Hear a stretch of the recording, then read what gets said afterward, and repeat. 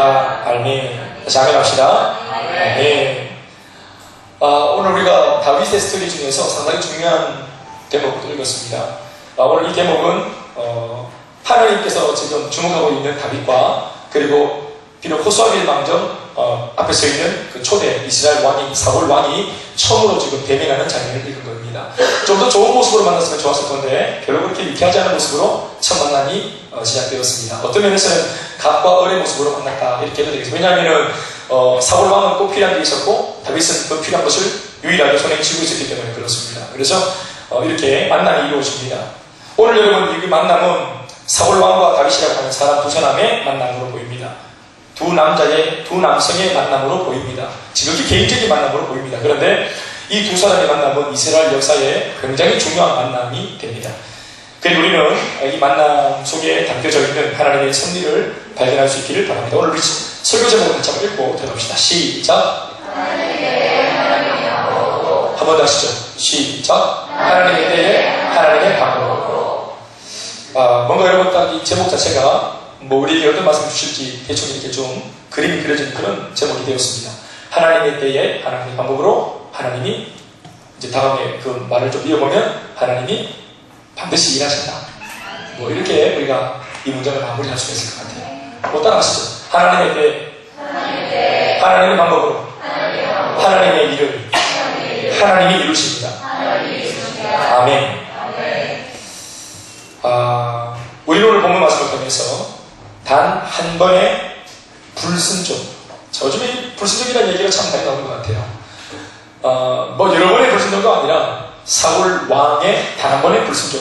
우리는 그것이 무엇인지 지난주에 한번 우리가 살펴봤죠. 그것은 바로 왕이 자신의 어떤 그런 권한을 가지고 영적인 세력에 자기가 그렇게 동참해서 자기가 주도하고 그리고 예배를 인도하고 제사장을 무시하고 하나님의 예배를 경히 여겼던 그 마음이 하나님 앞에 노여움을 사서 하나님으로부터 버림받는 그런 이야기를 보았던 것입니다. 그러니까 그 전까지는 그래도 사울이 잘했습니다. 그런데 그 한 번의 예배 경시, 경시?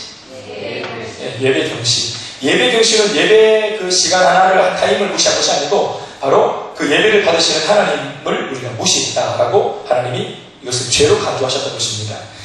그래서 이 사울 왕은 단 한 번의 불순종으로 어떤 결과를 맞닥뜨리게 됐는데 그게 뭐냐 하면 오늘 본문 첫 번째 구절인 14절 한 절 말씀 속에 적혀 있습니다.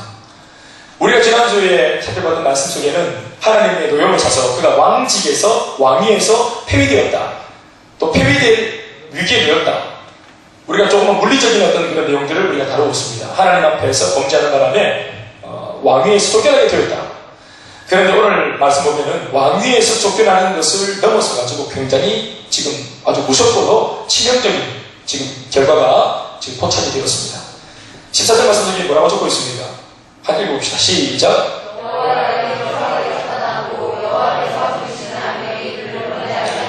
여러분 이것이 오늘 우리에게 주시는 하나님의 동일한 경고의 말씀으로 받아주시길 바랍니다.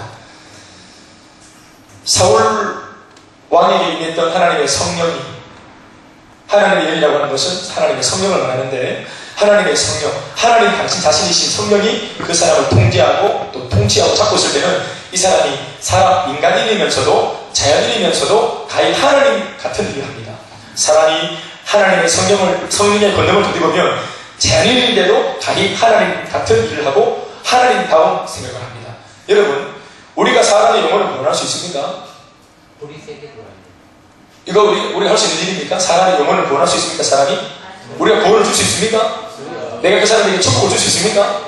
이거는 누구 하는 일입니까? 하나님이 하시는 일이죠. 그런데 우리가 실제로 이 인간인 내가 복음을 전하면 하나님의 구원과 영원한 생명이 그 사람에게 주어져야 안 주어져요? 주어지죠. 우리가 복음을 전하고 그 사람이 복음을 받아들이면 인간들이 하는 이 행위인데 인간이 자연인이 이런 일을 하면 실적인 축복과 권한이 그 사람에게 다 축복이 주어져야 안 주어져요? 주어지죠. 우리는 사람인데 사람의 일을 하는 것 같은데 일어나는 결과는 어떤 들의 일입니까? 하나님 같은 일이 일어나는 것입니다. 그러니까 우리가 하나님의 영에 감동되어진 사람이라는 이 정체성 자체가, 이 신분 자체가 얼마나 위대한 것인지 알아야 됩니다. 그 일을 우리가 해내든 못 해내든 우리가 복음을 전하겠다 이렇게 머무는 것 자체가 여러분 누구와 같은 고민을 하는 겁니까?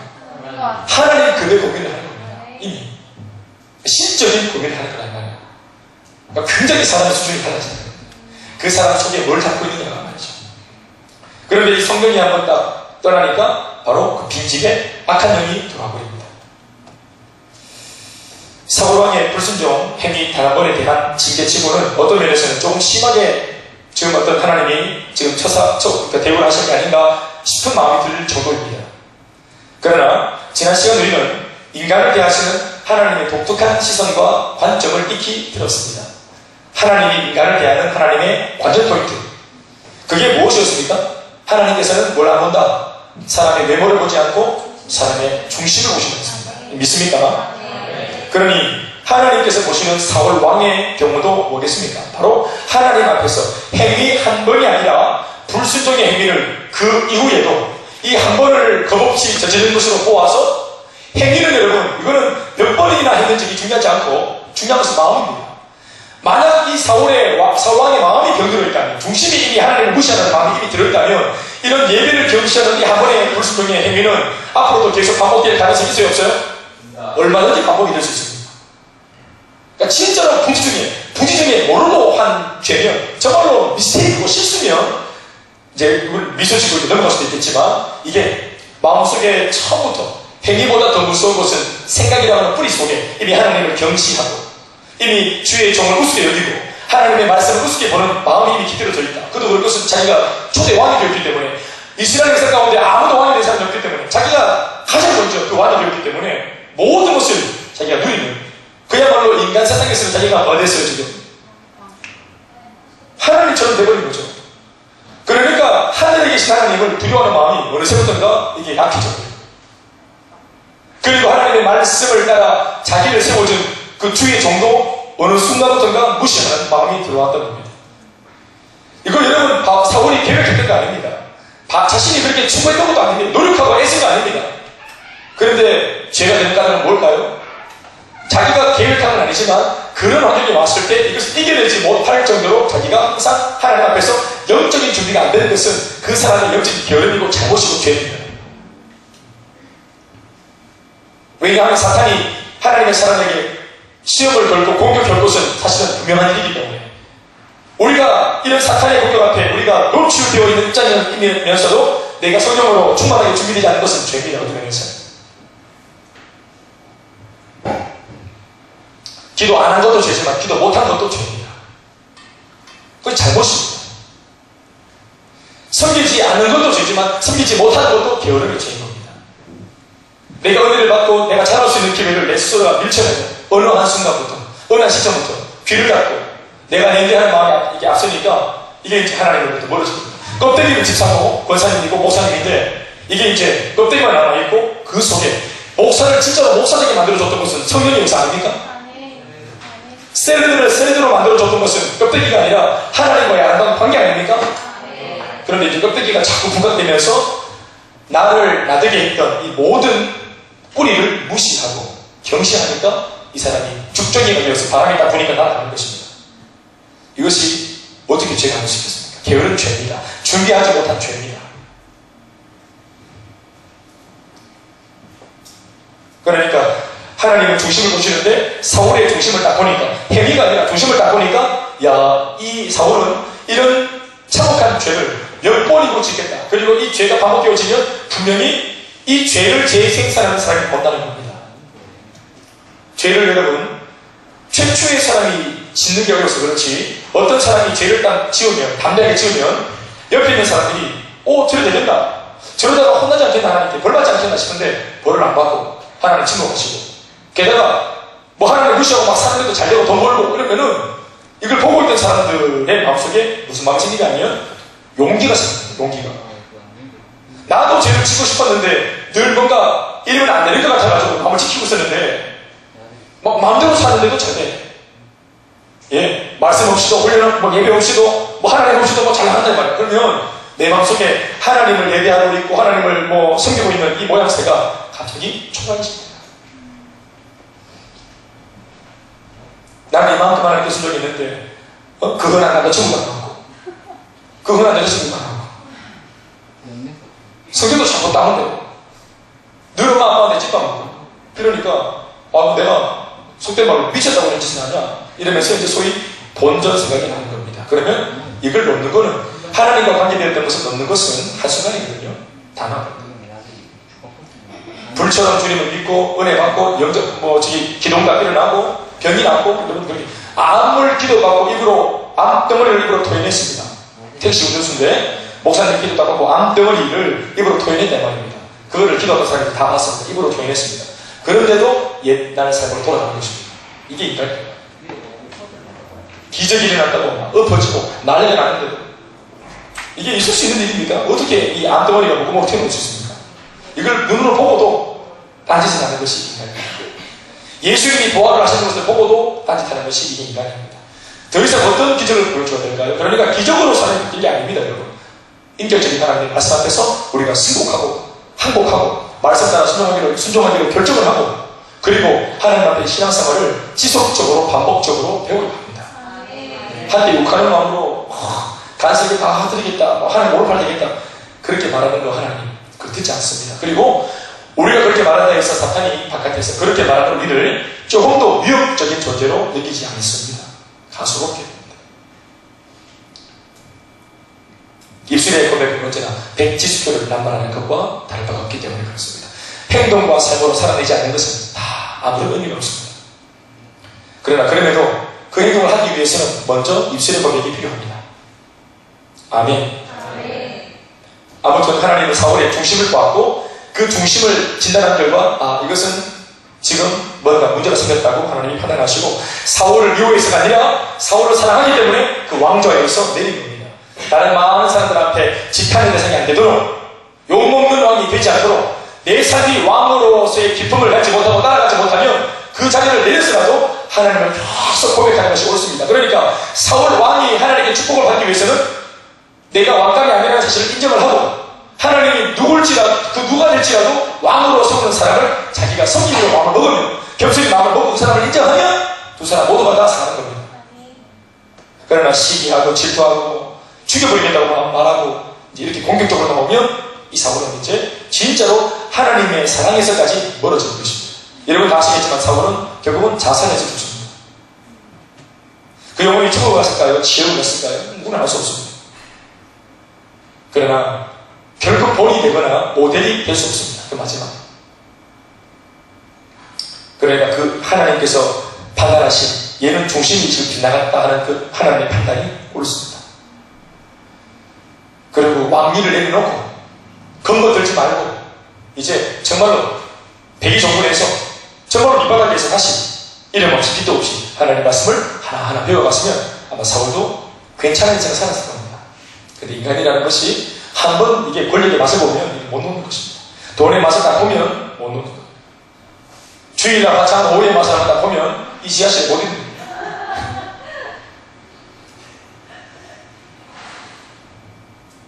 대학 캠퍼스의 그 자유분방한 내 맘대로 사는 사람 이 맛을 딱 보면요 이거 못 끊습니다.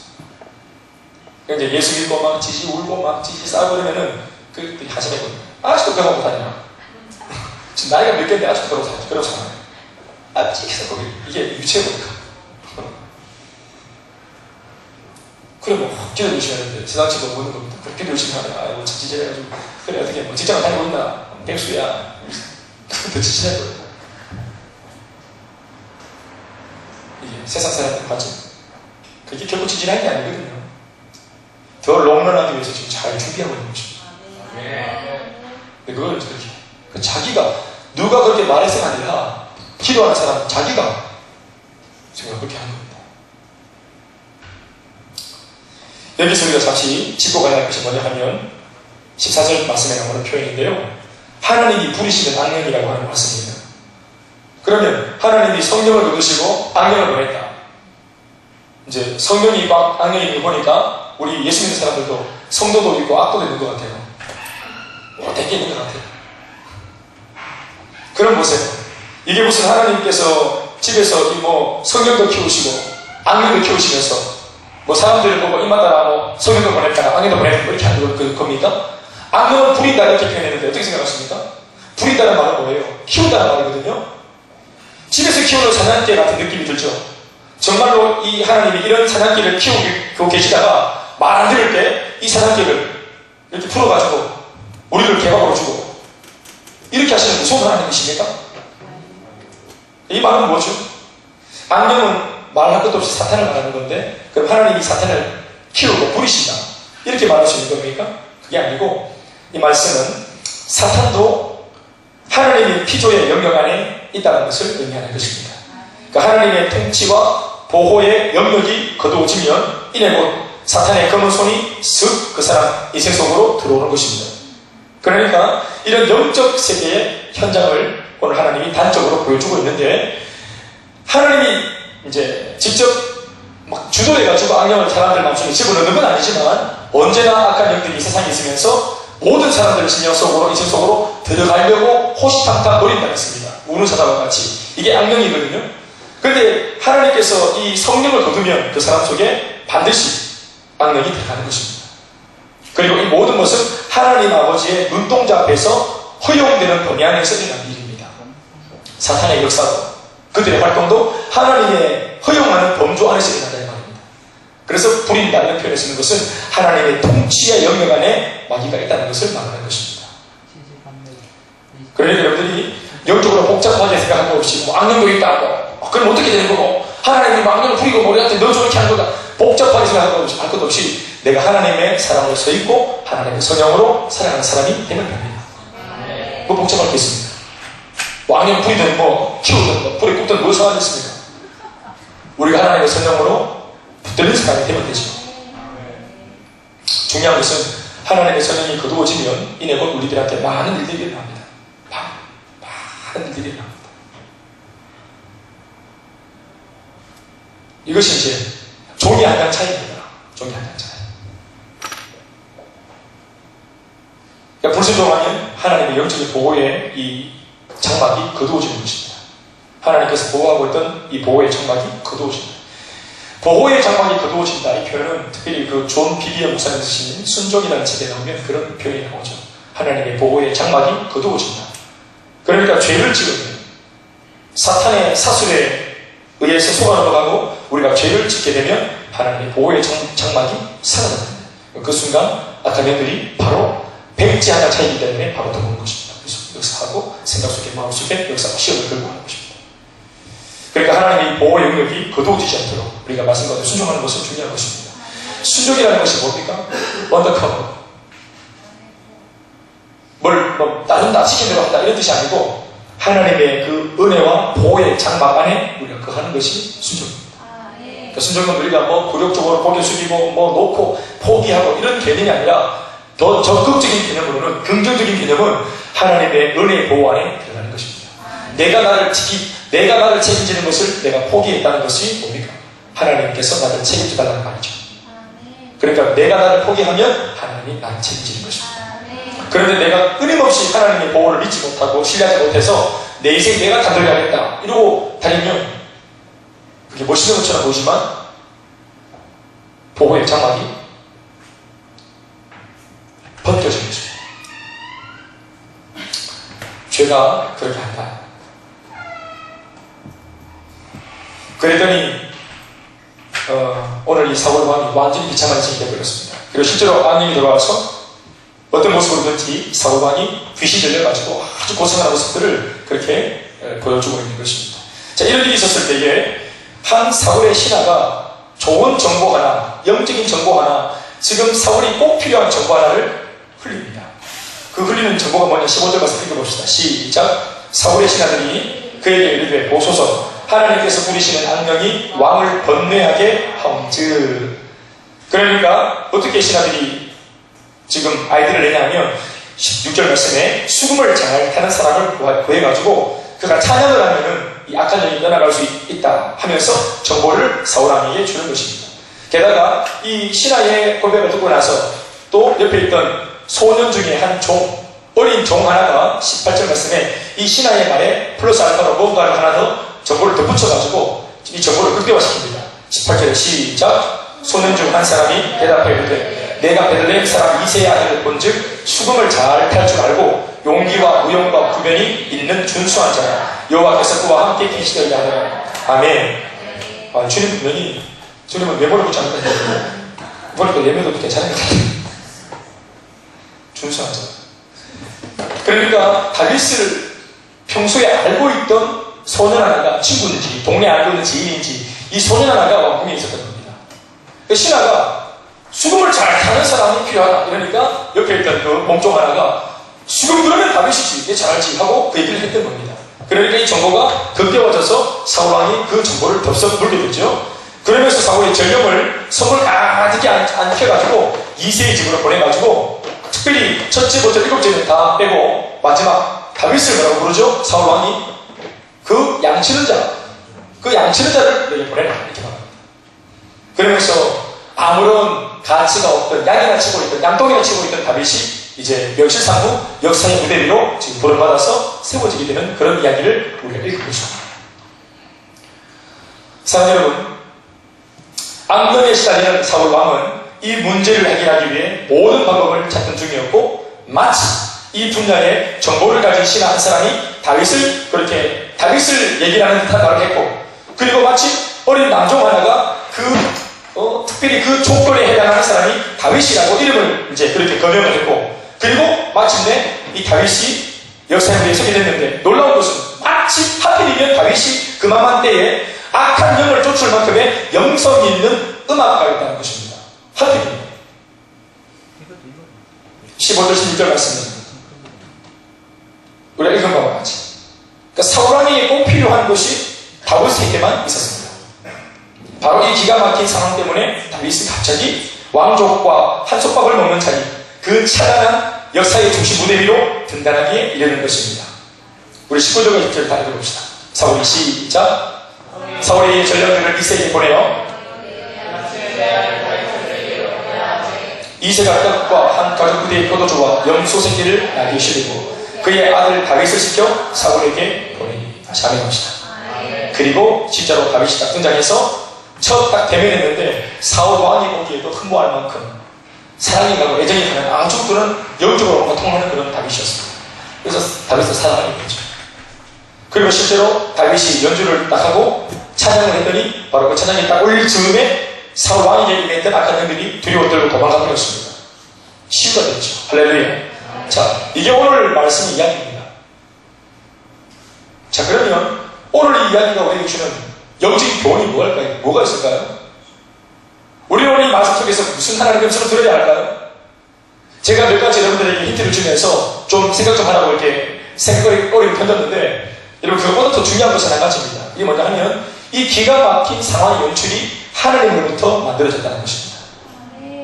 사울에게 악한 영이 들어간 것도 신하들이 그런 어떤 좀 흐릿하지만 정보를 가지고 있었던 것도 그리고 용기를 이어서 그런 정보를 기꺼이 말했던 것도 그리고 그런 조건에 적합한 사람을 알고 있는 한 남종이 하필이면 그 자리에 있었던 것도 그리고 그 조건에 부합하도록 다윗이 하필이면 음악에 귀재였고 그것도 영성이 충만한 그런 어떤 수금을 탈 수 있는 아이였다는 것. 이 모든 것들이 우연의 일치같이 어떤 환경 속에서 조금만 확률이 떨어져도 이루어질 수 없는 아름다운 그런 연결고리들이 이루어지면서 하나의 작품으로 딱 이루어집니다. 여러분 이것이 바로 하나님의 일을 하시는 것입니다. 하나님의 일을 이렇게 하시는 것입니다. 여러분 이미 우리가 다 아는 바와 같이 지난주에 다윗은 이미 아무도 모르게 사무엘을 만났습니다. 하나님은 다윗을 이미 왕으로 보고 계십니다. 그리고 사무엘 목사가 다윗의 집에 직접 와서 숨겨놓았던 다윗을 찾아내기까지 해가지고 다윗에게 굳이 기름을 부어가지고 네가 앞으로 왕이 될 것이라고 이미 이 모든 것이 이미 그렇게 이미 작업이 이루어지고 쳐버렸습니다. 기름 부었다 해서 이미 그 사람이 그 자리에서 왕이 된 것은 아니지만 이미 영적으로는 임직식이 끝났습니다. 기름을 부는 것 자체가 임관 임직식이거든요. 그러니까 왕을 임직하는 임관하는 그 행위가 이미 이루어져 버렸습니다. 그런데 물리적으로는 아직까지 이루어지지 않았는데 하나님께서 이것을 기억하시고 이제는 왕이 되어야만 하는 다윗이기 때문에 상황을 하나님이 연출해서라도 다윗을 역사의 무대 위로 이끌어내는 것입니다. 그러나 여러분 이것을 좀 심하게 표현할지 모르겠지만 이렇게 표현할 수 있습니다. 이제부터는 모든 전 우주의 또 모든 이스라엘 역사가 모든 피조계가 하나님이 지목하신 다윗을 중심으로 돌아가는 것입니다. 모든 상황이 연출이 우연이 없이 필연 가운데 하나님의 지금 이제 이 일이 다윗을 중심으로 이 모든 상황이 돌아가는 것입니다. 이것이 굉장히 중요한 교문입니다. 오늘 본문에서 주목하는 다윗이 오늘 이 말씀을 들려 독자인 우리들한테 뭘 의미할까요? 네가 그런 겁니다. 네가 바로 그 다윗이라는 것입니다. 예수를 믿고 있는 네가 하나님 아버지께서 눈동자에 담고 계신 하나님의 눈에는 다른 걸 아무것도 보지 않는 우리에게 눈이 멀어버리신 하나님 앞에 우리가 그런 존재라는 것입니다. 그리고 영적인 약속이 먼저 임하고 그리고 영적인 약속이 이루어지기까지 하나님이 우리의 일을 우리의 상황을 만들어 가시는 것입니다. 상황이 안 되면 하나님이 상황을 뒤집어서라도 상황을 만들어 주십니다. 우리를 반드시 역사의 무대 위에 하나님이 예비하신 자리 위에 세우기까지 하나님이 하나님의 방법으로 하나님의 때에 일하시는 것입니다. 그러니까 하나님의 때가 언제였습니까? 어떠한 사람에게는 위기였습니다. 이게 하나님의 사의 위기가 하나님이 있다면 왜 이런 일이 일어나노? 라고 불평하던 사울한테는 불평의 시기인데 그것이 약속받은 사람한테는 그것이 위기가 아니라 기회가 되는 것입니다. 여러분 보십시오. 하나님의 사람들이 드러나는 것이 주님의 의도입니다. 하나님을 믿는 숨겨진 사람들, 이 빛과 소금들이 세상에 드러나는 것이 주님의 의도입니다. 드러나야 됩니다. 우리가 교회가 뭐하는 곳인지 세상 사람들 앞에 이 교회의 정체성이 드러나야 합니다. 성경이 뭐하는 곳인데 전세계 베스트셀러의 탑을 찍고 있는지 세상 사람들이 이걸 물리적인 것이 아니라 영적으로 알 수 있게 되어야 합니다. 그래서 그런 상황을 만들기 위해 하나님께서 지금도 많은 개인과 가정과 가문과 사회와 민족과 이 열강 가운데 일을 하고 계신 것입니다. 그러니까 하나님께서 이 역사를 주관하실 때의 중심은 뭐냐 하면 하나님 당신 자신을 드러내는 것이거든요. 그런데 하나님 당신 자신을 드러내기에 가장 마침 좋은 것은 뭐냐 하면 하나님 앞에 붙들린 하나님의 사람이 역사의 무대 위에 서는 것입니다. 여러분, 내가 왜 그 회사에 취업해야 됩니까? 복잡하게 말하는 것입니까? 오늘 이 말씀에 있게 본다면 뭐라고 말하는 거 없습니까? 그 회사에서 내가 하나님을 드러낼 수 있어야 합니다. 그러니까 그 중요한 단 한 가지 명제가 하나님께 승인받으면 그 회사의 문이 열리는 것입니다. 이 회사에도 하나님의 살아계심이 드러나야 한다. 이것이 오늘 내 마음속에 뜨겁지 불같이 사전같이 딱 이게 각인이 되면 영적으로 딱 내게 하나님이 약속을 주시면 하나님이 면접관의 마음을 만지든지 뭐든 하든지 상황을 만들어서 나는 거기 세우는 것입니다. 아멘, 아멘.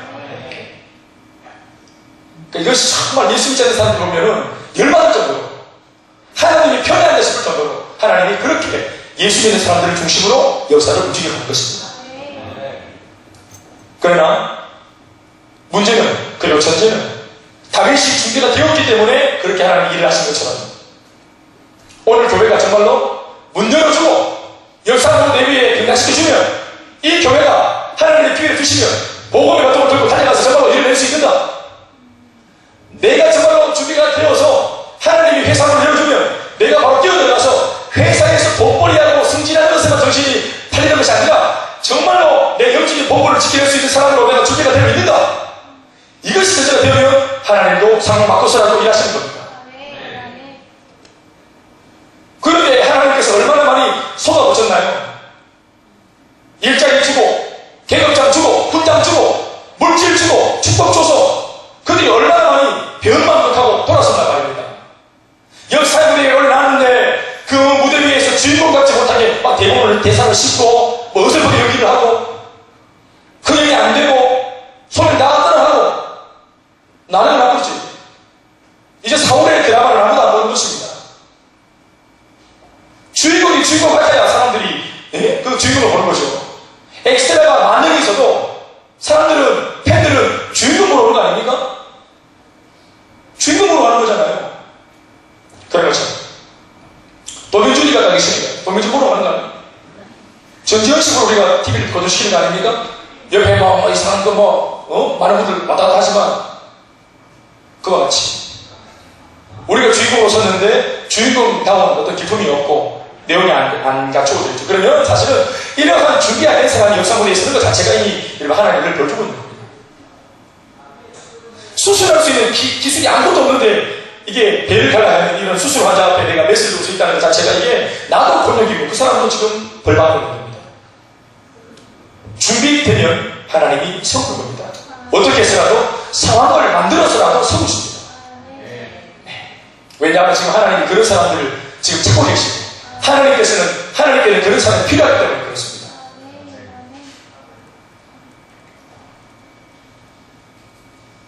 이 말씀 여러분들 마음속에 교훈으로 받으시길 바랍니다. 오늘 여러분들은 준비된 주인공입니다. 아니면 자기만 탐하는 사람입니까? 대학만 붙여달라고 말하는 그 물리적인 소원만 먼저 고백하는 사람입니까? 자리 달라고 말하는 사람입니까? 아니면 그 자리에 값을 할 수 있는 사람으로 준비가 되어 있는 사람입니까? 또는 준비하기 위해 지금 준비하는 과정 속에 있는 사람입니까? 기름 부으심이 먼저이고 그리고는 환경이 바뀌는 것입니다. 우리가 기도를 하면 주여 이 빡빡한 상황이 바뀌도록 기도해달라고 아무리 기도해도 상황이 먼저 안 다스려지고 기도하는 사람의 마음속에 하나님 정말로 살아계시네. 하나님께서 내 문제에 관여해 계시네. 내가 지금 벌받고 있는 게 아니라 하나님이 나를 연단하고 계시는 것이네 하는 마음이 익혀지고 주님 마음을 받으면 기도가 바뀌면서 하나님이 이 문제 속에 함께 하시니 이 문제 환경이 안 바뀌어도 할렐루야라고 기도가 바뀌는 것입니다. 영적인 회복이 먼저 일어나고 이게 이제 충만해지면서 내가 지금 이제 기름 부음을 받았기 때문에 양은 다윗은 여러분 사무엘에게 기름 부으심을 받고 나서도 무슨 일을 했습니까? 계속 양을 쳤습니다. 왜요? 이세라고 하는 아버지가 영향을 줬기 때문에 그렇습니다. 이게 왕가는요 내가 무시하는 아들 아닙니까? 그러면 목사님 와가지고 막 기름 붓고 왕이 될 거라고 말하면 따라 뭉쳐야 되는데 그냥 계속 뭐 양동 치우고 그렇게 합니다. 이게 무슨 일인지 모르기 때문에 영적인 흐름을 못 읽는 겁니다. 이 지금 또 다윗도 마찬가지로 계속 자기가 하는 일들 기름 부음 받았다고 갑자기 막 일이 이상해져가지고 막 교만 방지하고 막 혈들 기대기 때문에 이렇게 안 했다. 똑같이 아버지가 부당한 명령을 할지라도 여전히 왜냐하면 그 부당한 명령에 순종하는 그 모습 때문에 왕감이 됐습니다. 아멘 아멘. 상황이 아무리 좋아지고 바뀌어져도 이 사람은 교만해지지 않는 겁니다. 다윗이. 그러니까 기름 부으심 받고도 다른 일 아무것도 없어요. 내 혼자 기름 부음 받고 그냥 하나님 약속받았지 상황은 그대로예요. 수련회가 선회 받아봤죠. 은혜 받고 충만해지고 세상이 바뀝니까? 내가 바뀝니까? 내 혼자 바뀌어서 내려갑니다. 내 혼자 바뀌어서. 교회 와서 예배 드리고 막 은혜 받고 다음날 출근하면 상황이 바뀌어 있습니까? 사람들 출근하면 날개가 오면 삥 해가지고 막 천사가 돼 있고 막 이렇게 상황 그대로예요. 누구만 바뀌었습니까? 내 혼자 바뀌었어요. 내 혼자. 집에 가면은 엄마 여전히 막 죽들고 있고 까레리고 똑같아. 근데 예배 드리고 은혜 받고 누구만 바뀌어서 가죠? 나만 바뀌어갑니다. 그런데 우리가 말하죠? 은혜를 받았는데 왜 나는 은혜를 이꼴일까? 하고 불평할 필요가 있다 없다? 없습니다. 약속받은 자로서 똑같은 상황 속에 들어가서 똑같은 일 반복해서 합니다. 그러나 중요한 것은 반드시 하나님의 때가 되면 하나님이 위기를 통해서 우리를 드러내고 이 온 세상이 꼭 내가 필요하도록 만들어 놓습니다.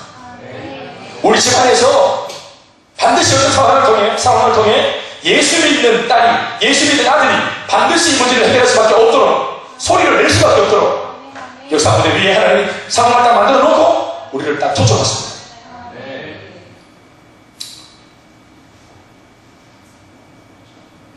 이 집에 얘기를 하면 또 너무 재수가 높고 이렇게 니 발톱 굴다 이렇게 할까. 그런데 이게 이를 제가 설교하면서도 이게 저희 가정 이야기입니다. 저희 가정 이야기. 누가 제 얘기를 들어줍니까? 내가 우리 집에서 무슨 말빨이 있습니까?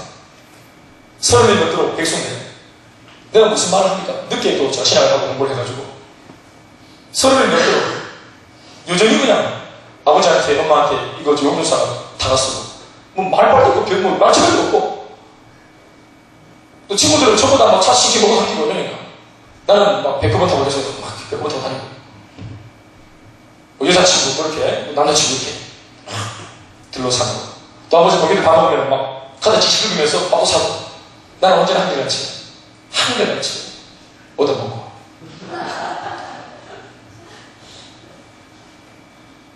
그 나중에 이제 하나님께서 이 상황을 통해서 아버지도 어머니도 또 심지어 집안 사람들도 저한테 이걸 답을 묻는 그런 상황을 딱 만들어 놓는 것입니다. 집안에 제일 큰 어른이 많은 형님들이 계신데 다 제끼고 뭐 전부 다 무슨 먹고 왔다 갔다 하니까 제정신이 안 돼 있습니다. 뭘 물어보겠노? 무슨 대소상을 서로 나누겠노? 그러니까 왔다 갔다 하고 정신이 좀 떨어져 보이시지만 그래도 좀 이렇게 좀 그나마 상대적으로 나아 보이고 또 목사라 하는 어른들이 이제 불러다가 일어났던 집안 문제들을 묻고 또 그냥 슬쩍 내뱉은 말인데 그것이 다 인정이 되어져서 집안 문중의 일들이 진행되어지고 그렇죠. 뭐 이렇게 이거 뭐랍니까? 이거 잡초 매는 거 뭐라 하죠? 수성날? 벌초하는 것도 제 스케줄을 다 맞춰주는 거예요. 온 집안에. 심지어 목사가 돼가지고 우리 하는데 월요일날은 저기 해야 안 되겠냐고 우리 벌써 우리가 다 할 테니까 너는 저 신경 쓰지 말라고 기분이 나고서 네가 오지 말이 아니라 모두 그렇게 하시는 겁니다. 벌초로 제가 공격받는 일이 없는 거예요. 왜냐하면 제 마음이 안 가려고 하는 게 아니라 못 갖고 있는 거니까. 형님들이 그거를 자기들이 알고 이야기해줘요. 전화가 와서 얘기해줘. 그 이제 명절에 만나면 형님 제가 미안하게 된다. 기름값 제가 좀 되겠다. 물론 또 봉투도 좀 드리고 용돈도 드리고 이거 하는데 기름값 들거든요. 이제 지혜죠. 일종의 지혜죠. 부닥치거나 너 때문에 막 집안에 불안이라면 그렇게 하지 않는 것입니다. 더 중요한 것은, 제일 중요한 것은 그들이 이 신앙을 인정한다는 거죠. 오랫동안 봤기 때문입니다. 오랫동안. 사랑 여러분, 하나님의 때에 하나님의 방법을 이룬다는 말 속에 우리가 아멘도 되고 은혜도 되지만 우리가 진짜로 냉정하게 정신을 차리고 도전받아야 될 것이 있습니다. 반성해야 될 것이 있습니다. 이게 뭘까요? 하나님의 때에 하나님의 방법, 하나님의 때가 언제인지를 몰라요. 그러니까 하나님의 때에 하나님 일한다는 사실을 안다면 인내하고 기다릴 줄 알아야 하고 대단하지 않지만 여전히 양똥 치우고 털 깎는 이 부당해 보이는 이 일, 서글퍼 보이는 이 일을 하나님의 때가 올 줄 믿고 여전히 감당하되 성실하게 감당하는 사람이 필요합니다. 이게 대단한 일이 아니라도 하나님의 때를 있는 사람은 이게 막 언제가 내가 크게 될 사람이니까 다 때려치우자 하고 이렇게 노는 게 아니라 하나님의 때를 아는 사람은 현재 자기의 때를 믿음으로 잘 성실히 준비하는 사람입니다.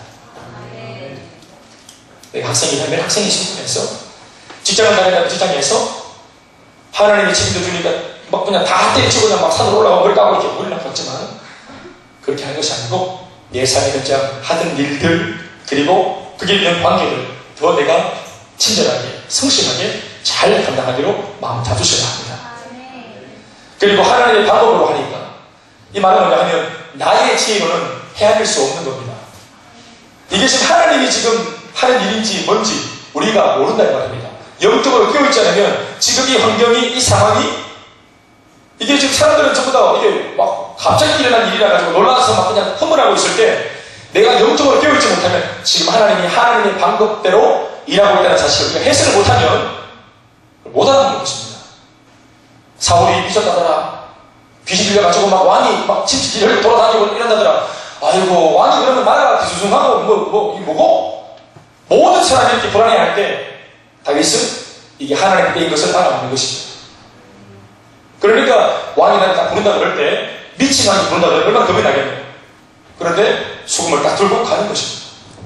순종하고 아멘 아멘. 하나님의 방법이기 때문에 나의 경험과 관계가 없기 때문에 우리가 자칫 몰라볼 수 있습니다. 우리가 상담을 보면 우리가 언제나 상담하는 여러분들의 불평거리가 뭐냐 하면 내 상황이 어렵다는 것입니다. 지금 그 하나님이 살아계시면 왜 나한테 이런 일을 하는지 나는 도저히 모르겠다는 겁니다. 목사님 지금 제가 어떤 상황이 있는지 아세요? 이렇게 자기 상황을 끊임없이 불평하고 원망합니다. 여러분 하나님께서 어려운 환경 속에서 하나님의 선한 일들을 만들어 간다는 말입니다.